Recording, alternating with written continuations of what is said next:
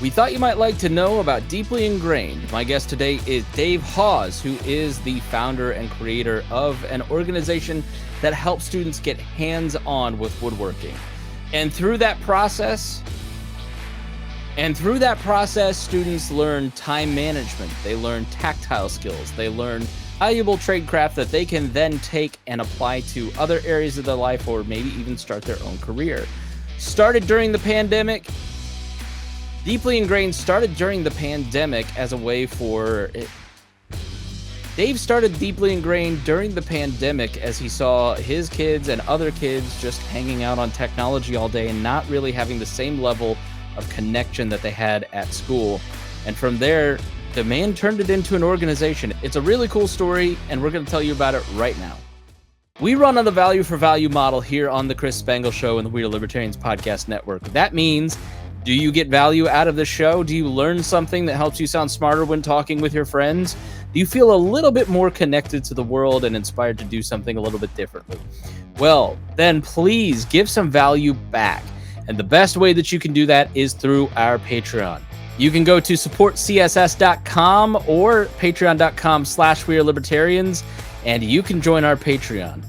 Not only do you support the program and the entire We Are Libertarians podcast network by helping pay all of the bills, you're also going to get ad-free shows. You're going to get early releases, sometimes months in advance in terms of episodes that haven't been released in the public feed yet. You'll also be able to get the full archives, the full RSS feed of all the past episodes. And there's even a tier that you can come on the show, or you can have your name mentioned every episode like I am about to do right now. Thank you so much to our $100 a month members, especially Vincent Pikol, Matthew Durbin, Jason Doolittle, Christy Avery, and our good friend Reinhold. Thank you so much for supporting us, and we appreciate everybody that considers making a contribution today. Dave Haughs, thanks so much for joining me here on the show. Well, thanks for having me, Chris. Let's start with the origins of Deeply Ingrained. How did you get started with this organization? Sure. Deeply Ingrained was started on accident. Deeply Ingrained was started during COVID, and it was really just something that I started doing for the neighbor kids and the kids in the community. What I saw was we were all working from home, kids were home, and with helping my youngest in his school, between my wife and I helping him out, what I saw was just how much his teachers were struggling getting them hands-on activities off the screen. They were very limited to what kids had at home and what everybody had at home. So when he wasn't doing his e-learning, he was on the computer, YouTube, video games, stuff like that. So I was just looking for something different for him to do a little bit, and then just figured everybody else was in the same boat. Likewise, I was in the same boat. I was on the computer all day and looking to get off. So I went and started making some projects for the neighbor kids and gave them away. And it just exploded from there. Started with putting out some planter box project kits at the end of my driveway, and it's been a roller coaster since then. That first I miss the peacefulness of that, like 6 months. Like if you didn't get online, everything was a lot more peaceful. But this is true, yeah. It was peaceful, but it was also a little lonely, right? It was for sure. that lack of real human interaction. I was on video conferences all day, but it's not the same. So selfishly, what I got out of the whole thing early on was that people were coming to the end of my driveway and picking up projects, and I was standing on the other end of the driveway, and I at least got to say hi to them and smile and wave and all that good stuff when it was nice out. So that was nice. It was fun to see pictures of kids doing things other than being on devices all day and just doing something different. So what went into the boxes that you put at the end of the driveway? Sure. So they weren't even boxes in the beginning. In the beginning, so I made a planter box was the first project, and 4 sides and a bottom, but everything was cut in a way that could really only go together one way and stay together. But all it took was a little bit of glue. And so I made a little video, threw it up on Facebook, said, hey, here's how you put it together. If you want one, come get one. Took the stack of pieces, wrapped them in masking tape, set them on a table.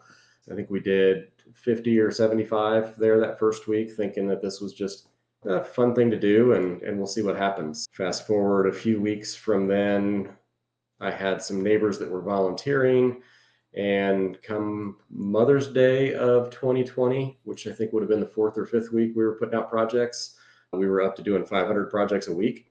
Wow. Yeah, it got out of hand pretty quick in a good way. Yeah.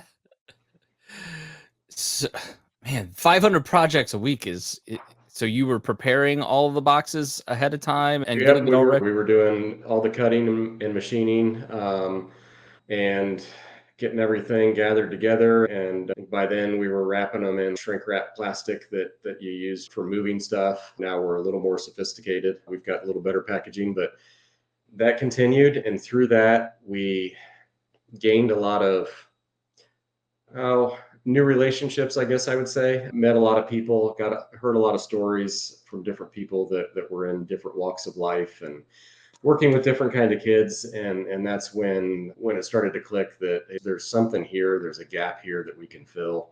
There's a need, especially with the underserved and the mentally and physically challenged youth in our community that aren't getting access to these kinds of things, or just don't have the means to have access to these Was sort of there a things. specific story or a specific point where you realized that? I think the first one that got to me was, I don't know, probably about midway through. When I say midway through, I'm thinking April, the beginning of April to the end of May when school lets out. That midway through that period, a neighbor who I didn't know from an adjoining neighborhood had left a note in our donation box saying, "Hey, I hope you don't mind. I took 8 projects. The reason I took 8 projects is because I'm director at this facility that serves these youth, and these youth are high risk. So every day they come in and they all go into their own individual rooms. And the only Mm. people they get to interact with are their caregivers. Now you've got these young kids that don't even get to see their friends." And so that kind of hit me early on. I was like, okay, what more can we do to keep these kids occupied and having fun during the day? That was one of the early ones. There were some others with some senior care facilities having similar issues. And that's what really opened my eyes to start exploring what else is there? Where else is there a gap? And looking at this kind of programming is not in schools anymore for the most part. High schools, you've got some trade stuff in high schools, but you're not getting that exposure until later on in life. And really just I started looking for more people that could benefit from it. And I started connecting with community centers, shelters, other organizations that were serving lower income youth and youth with, like I say, mental or physical disabilities, and just started exploring that option, or that avenue, and learning their stories of, hey, what are the gaps in your programming? What do you have access to? What do you not have access to?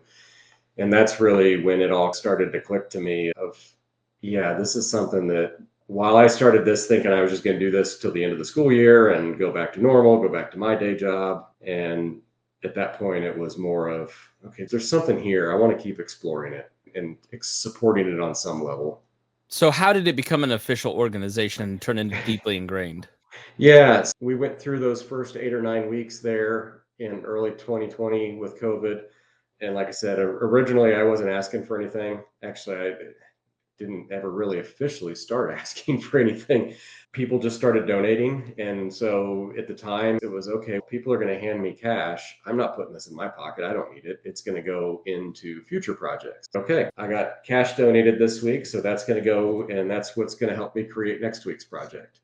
And when we got to that point, 8 or 9 weeks in, and I had a couple of friends that were volunteering, and we started talking about, we really want to explore what else is out there, what else we can do with this. But I'm really uncomfortable with all this being in my name, because I don't want anybody thinking that I'm running a scam here or anything like that. So that's really what kind of pushed it down the path of, The let's old woodworking scam. right, exactly. That's what put it back there. Let's at least legitimize it, get a real bank account. And so that's when we went down the path of, if we're going to do this, let's do it as a 501c3, even if it's just a little hobby business. And so that's when we started down that path, was the summer of 2020. Officially, we were incorporated and got our 501c3 status, I think, end of November of 2020. Nice. Okay, so I think all this begs the question is, how did you get into woodworking? Was it like a childhood hobby that Oh gosh, turned, yeah. or This what? goes back as far as I can remember. I mean, it's just been something that My dad always worked with his hands. His dad worked with his hands, and there were always tools around the house. And I, as a kid, I preferred to take toys apart versus playing with them. So I was always up to something, always grabbing a hammer, doing something. So it started when I was young. I liked working with my hands. It's been a hobby off and on my whole life. So that's why it was an easy avenue for me when it came time of, hey, what can I do to put something fun and make smiles out in the community? It was, I got this shop, I got this wood. Let's go make some stuff. Very cool.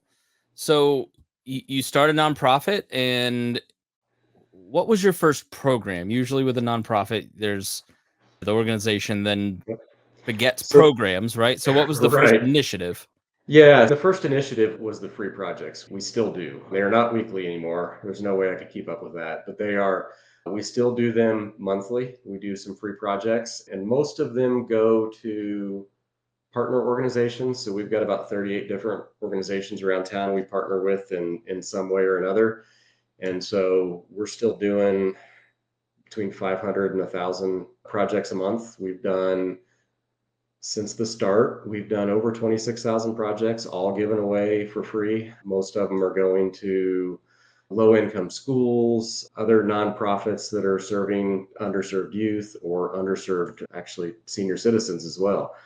So that was our original program and still continues to be something. It changes a little bit over time, and it's probably going to change again in the future. And towards the end of 2020, what happened that really drove a lot more, oh, what's the right word? Need for support and need for manpower was that started getting at, because we were doing these free projects, started getting asked by Girl Scouts and other youth serving groups of, hey, will you come to our meeting and teach us how to make something?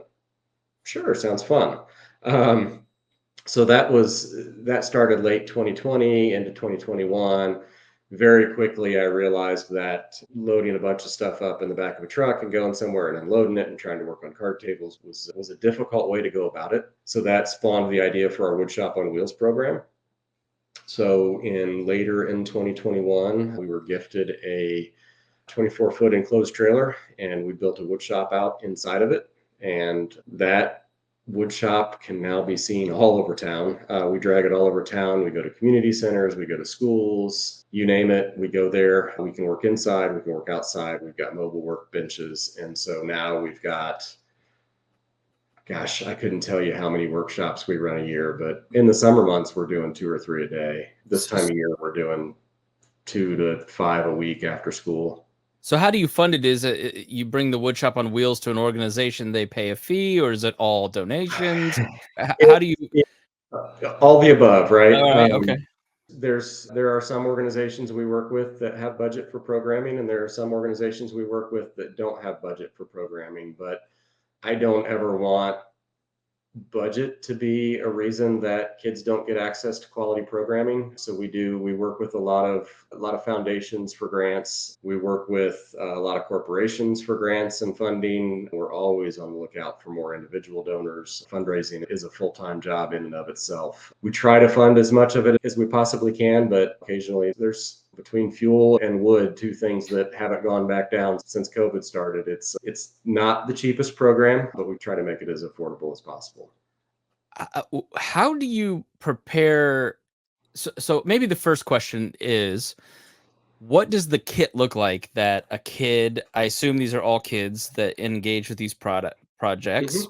Mostly. What does that look like? And then who is making all the pre-prepared stuff? Is that just you, or do you have a workshop of Santa's elves that fly down and help? That sounds like a No, tremendous amount of work getting just the setup. it is. And so that's a really good question because that drives into a new program that we're working on trying to start. I'll talk about that here in a second. But to answer your first question, what's a kit look like? So for the monthly projects, a kit is everything's pre-cut. Everything is ready to be glued up usually. Sometimes we'll incorporate screws or nails, but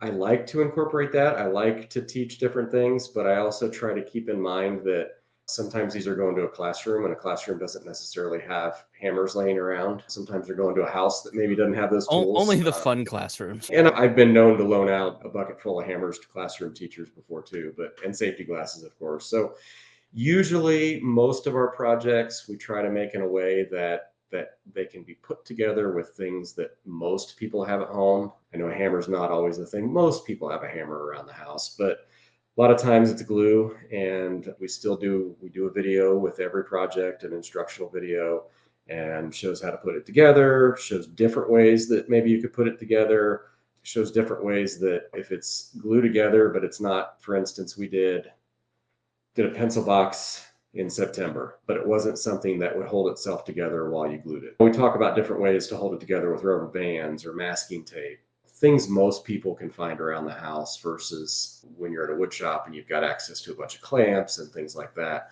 So normally that's what's in a kit is all the pieces, a little card with our info on it and a QR code to the video instructions, and it's all sealed up in a nice little plastic bag. With our wood shop on wheels, it's a little different, and it really depends on who we're working with, the age group, have we worked with them before, that really getting into what's their skill level. Young kids we've never worked before, it may look similar to one of our projects. It's going to be bigger, it's going to be something more substantial. Now we can definitely use hammers because we've got plenty of those, but things will be pre-cut. And so maybe we show up and all they've got to do is drill a couple holes, put some glue on it, nail it together, and then they get to paint. Other times when we work with a group of kids and we work with the same group of kids or older kids, we'll start challenging them a little more and start adding to the complexity. Maybe now they've got some pieces pre-cut, but now they've got to figure out how to measure and mark and cut a piece by hand with a handsaw.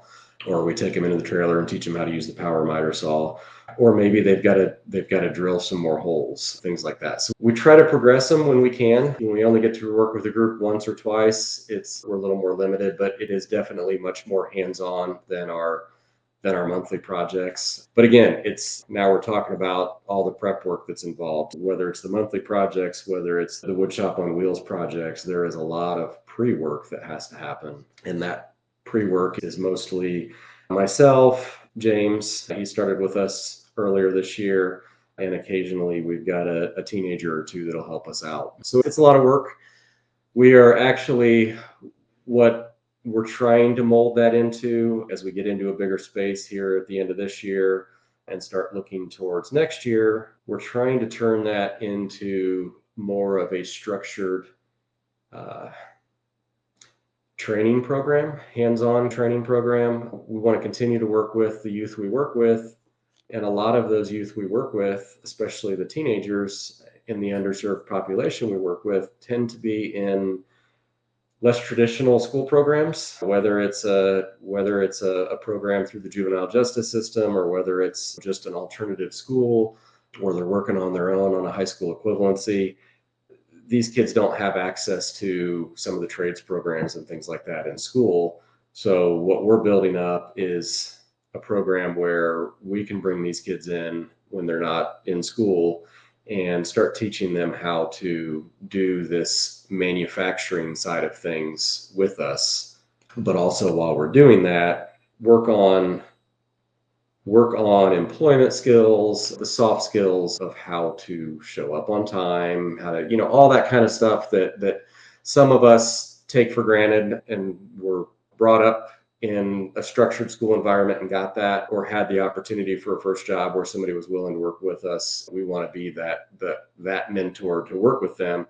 But then also, as we're giving them the exposure to doing these different things and building these different projects, and even some of our partners have special requests for, we've got a conference table we're building now, we've got some bookends we're doing for a library. And while we've got some of those things, it's just more opportunity to show these kids, to give them more exposure to these things, including, hey, how do we work with the customers? How do we identify the project needs? And then on the other end of it, I've been spending a lot of time this year trying to build up partnerships with folks in the industry around here, whether it's construction, whether it's manufacturing, whether they're actual employers or they're running a apprentice program or a school for post-secondary, so that we can start introducing those kids to those programs, take a monthly field trip and go visit these places and go visit these job sites. And then when they're done with us and when they've got that high school degree or that high school equivalency, be able to give them those connections and get them into that more career focused role, that whether it is going to an apprentice program that they're going to be working in that industry and with that company or with that union for the next 30 years, or whether it's to a manufacturer that's going to train them on the job. But we want to be able to make those connections and give them that leg up, because that's what we want to do. And there's nobody, For sure. these kids aren't getting that opportunity because they don't have those programs in their schools. How can people get involved? I think that's the final question here, is a little bit of shameless self-promotion. And how can Right. people get involved, from volunteering to financial support to, if you run an organization or a business, where can we connect?